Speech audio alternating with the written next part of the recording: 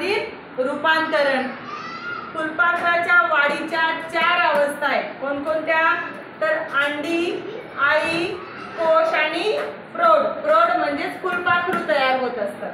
तर आपण पाहतो या बिबळा कडवा या फुलपाखराची मादी अंडी घालते, तेव्हा अंडी घातल्यानंतर 6 ते 8 दिवसांमध्ये त्यामधून अळी बाहेर पडत असते।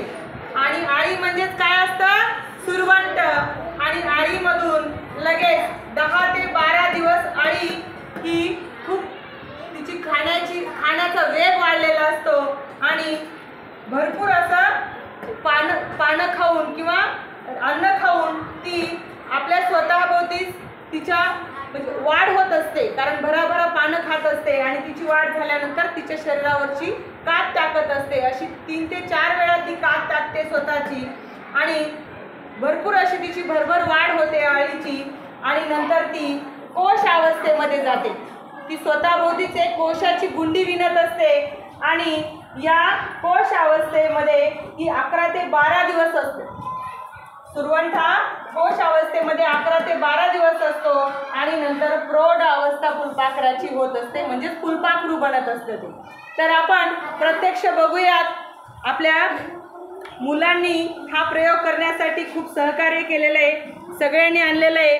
तर बघा, यामध्ये या पानावरती छोटी छोटी अंडी आहेत, छोटी अंडी आहेत ही घातलेली नकळत। तर पांढऱ्या कलरची छोटी अंडी आहेत, भरपूर अशी अंडी आहेत।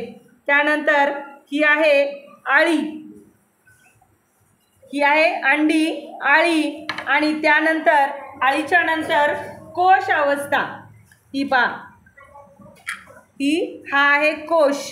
ही अळी पूर्णपणे आतमध्ये गेलेली आहे आणि ही या कोशामध्ये आहे, स्वतःभोवती कोश विणलेला आहे। ही कोश अवस्था आहे आणि ही तिसरी अवस्था आहे, अंडी, अळी, कोश आणि चौथी अवस्था या कोशामधून नंतर फुलपाखरू म्हणजेच प्रौढ अवस्था बाहेर येत असते। तर ती प्रौढ अवस्था ही आहे, हे पहा, हे आहेत सुंदर असं फुलपाखरू। तर ही फुलपाखराची प्रौढ अवस्था आहे, दिसलं का त्याच्यामध्ये व्हिडिओमध्ये? त्याचप्रमाणे हे पण पकडलेले आहेत मुलांनी। हे पहा, हे छान असं सुंदर फुलपाखरू आहे। हे पहा, हे पण फुलपाखरू या ठिकाणी फुलांवर ठेवलेले आहे आपण छान असं। हे पण आता उडणार आहे। हे पहा, हे आहे फुलपाखराची प्रौढ अवस्था। तर अशा पद्धतीने आपण या ठिकाणी फुलपाखराच्या 4 अवस्था, फुलपाखरामधील रूपांतरण पाहिले, अंडी, अळी, कोश, प्रौढ म्हणजेच फुलपाखरू। तर असे नवनवीन व्हिडिओ पाहण्यासाठी, अभ्यास करण्यासाठी आमच्या व्हिडिओला लाईक करा, सबस्क्राईब करा आणि शेअर करा। थँक्यू।